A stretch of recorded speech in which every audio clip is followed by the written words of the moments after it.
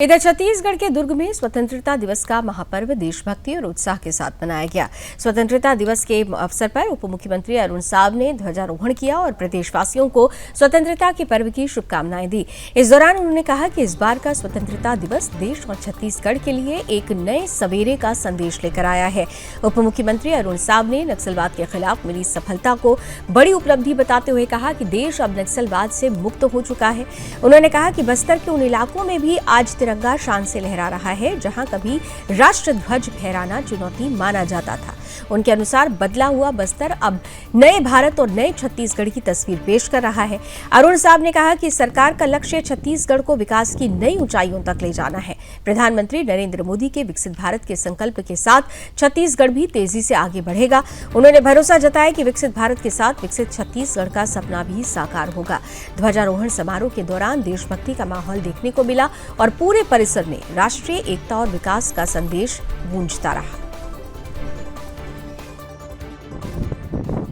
80वें स्वतंत्रता दिवस की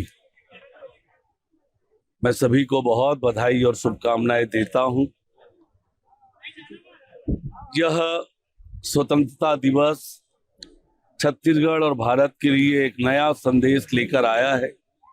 जब हमारा देश और छत्तीसगढ़ नक्सलवाद से पूरी तरह से मुक्त हुआ है और ये ऐतिहासिक अवसर है जब बस्तर के अनेक ऐसे गांव जहां राष्ट्रीय ध्वज नहीं फहरता था, इस 15 अगस्त को वहां भी राष्ट्रीय ध्वज फहरा है।